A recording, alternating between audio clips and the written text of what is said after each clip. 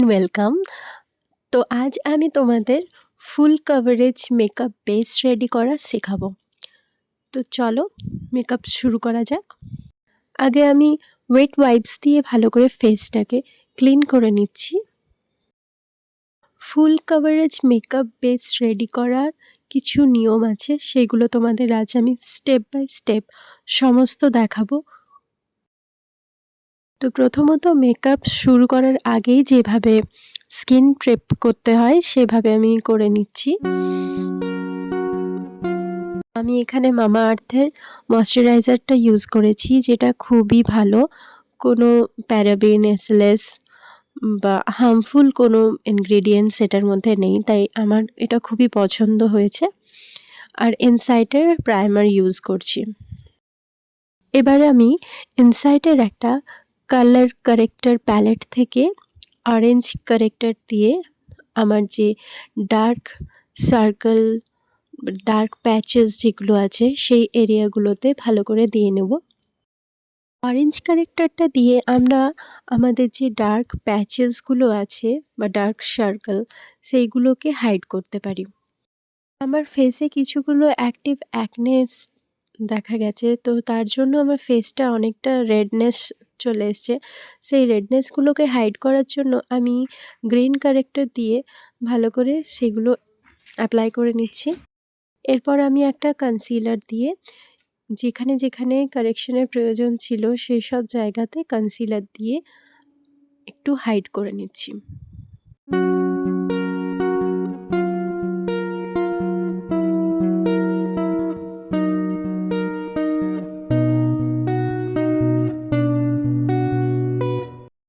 কনসিলারটা আমি হাত দিয়ে ব্লেন্ড করব।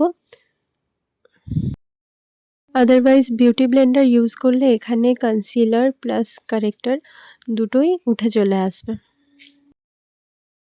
এরপর হাত দিয়ে ব্লেন্ড করার পর আমি একটা বিউটি ব্লেন্ডার ড্যাব ড্যাব করে এক্সেস যে প্রোডাক্ট সেইটা ব্লেন্ড করে নিলাম।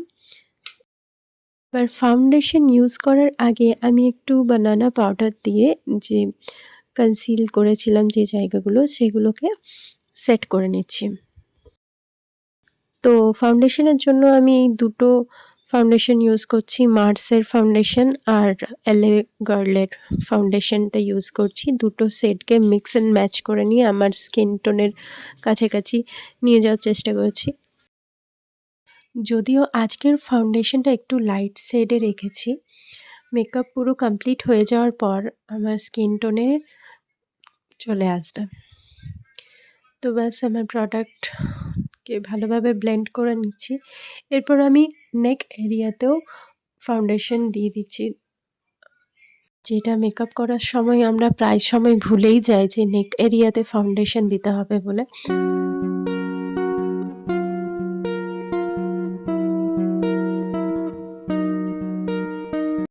এরপর কন্ট্যুর করব।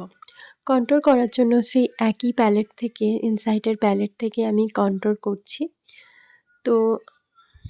তো যেখানে যেখানে আমার কন্ট্যুরিংয়ের প্রয়োজন আছে সেই সব এরিয়াতে ভালো করে কন্ট্যুর করে নিচ্ছি।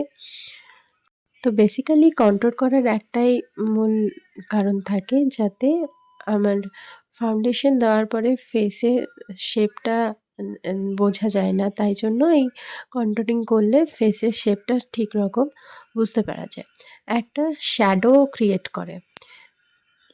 দেখতেই পেলে আমার ফেসটা যখন ফাউন্ডেশন দিয়েছিলাম সেই সময় কীরকম লাগছিল, কিন্তু এখন কন্ট্যুরিং করার পর অনেকটা শেপে এসছে। এরপর আমি ব্লাশের জন্য, ক্রিম ব্লাশের জন্য আমি একটা lipstick shade red lipstick use করছি এখানে। এটাকেও ভালো করে ব্রাশ দিয়ে ব্লেন্ড করে নিলাম।